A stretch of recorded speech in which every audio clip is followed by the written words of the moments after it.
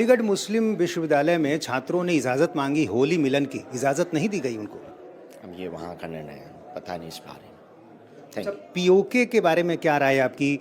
विदेश मंत्री लंदन में थे, किसी पाकिस्तानी पत्रकार ने पूछा कश्मीर समस्या का क्या समाधान है। विदेश मंत्री ने बड़ा करारा जवाब दिया कि जिस दिन पीओके भारत में मिल जाएगा कश्मीर समस्या सुलझ जाएगी। हाँ, वो तो हम पूर्ववत ही हमने इस पर अपनी टिप्पणी रखी हो, जो माननीय एस जयशंकर जी ने कहा, विदेश मंत्री ने बहुत अद्भुत कहा, अच्छा कहा। और पीओके भारत का अधिकार है। अभी भारत समृद्ध है। हम तो सरकार से कहेंगे कि अभी आपके पास सामर्थ्यता है और आप सुदृढ़ रूप से पूरे विश्व में प्रस्तुत हो रहे हैं। भारत अभी एक नई ऊंचाइयों पर है। तो अभी मौका है, सही मौका है, यही मौका है पीओके को मिलाने का। घुसपैठियों की भी चर्चा आप करते रहे। दिल्ली में रोहिंग्या घुसपैठियों के खिलाफ एक अभियान चल रहा है, उनको ढूंढा जा रहा है, निकाला जा रहा है। आपको लगता है कि ये बहुत जरूरी भर में, केवल दिल्ली में नहीं, देश भर में, प्रदेशों में नाम बदल करके, पहचान बदल करके, फर्जी आइडेंटिटी कार्ड और आई कार्ड बना करके लोग रह रहे हैं। हम तो भारत के प्रत्येक नागरिकों को अपील करेंगे आपकी मीडिया के माध्यम से, सजग रहें, सावधान रहें, सुरक्षित रहें, आसपास रहने वाले लोगों पर निगाह रखें, उनका परिचय लें, उनका पता लें, उनकी हकीकत जानें और पता चलने पर उन्हें देश से बाहर करें। वक्फ बोर्ड में संशोधन की बात चल रही है, आप एक कदम आगे बढ़ के कह रहे हैं कि इसे खत्म कर देना चाहिए। हिंदू राष्ट्र हो जाएगा, ये सारी चीज़ें शून्य हो जाएंगी। हम हिंदू राष्ट्र चाहते हैं। अच्छा, प्रधानमंत्री गए थे आपके दरबार में, बड़ी चर्चा हुई। इससे पहले भी एक बार उनकी तरफ से अर्जी लगी थी 2023 में शायद, तब अगले साल वो प्रधानमंत्री बन गए।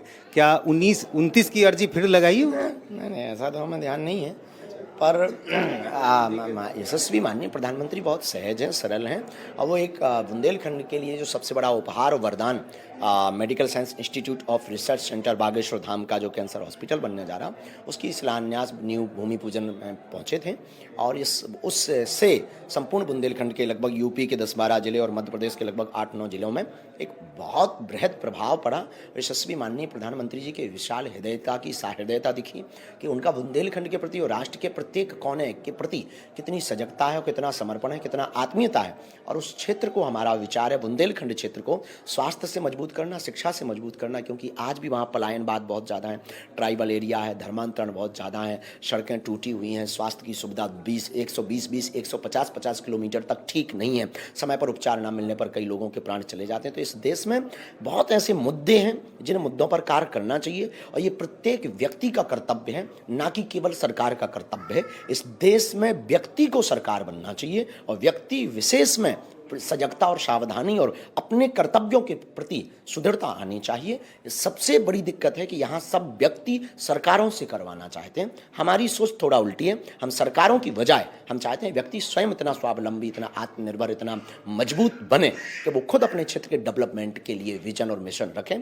जैसे वर्तमान समय में यशस्वी प्रधानमंत्री जी भारत को 2037 तक विकसित राष्ट्रों में खड़ा करने का विजन मिशन ले चुके हैं। तो हम लोगों को अपने क्षेत्र के लिए ये सोच रख लेनी चाहिए। तो हमें लगता है भारत बदलते देर नहीं लगेगी। आखिरी सवाल, बिहार के लिए क्या संदेश है? कल प्रवचन में आपने कहा कि हिंदू राष्ट्र की जो बात है वो सबसे पहले, सबसे ज़्यादा उसकी शुरुआत बिहार से होगी। हमारा प्रेम बिहार से बहुत है और बिहार हमारा हृदय है, बिहार हमारा घर है और बिहार के प्रति अपनत्व है, क्योंकि ये जानकी माता की भूमि है, ये वो ज्ञान की भूमि है, ये नालंदा विश्वविद्यालय की भूमि है, ये बुद्ध की भूमि है, ये प्रबुद्ध की भूमि है, ये संतों की भूमि है, ये भक्तमाली जी की भूमि है, ये वो भूमि है जहाँ प्रभु श्री राम भी आए तो पहुना बन करके आए हैं।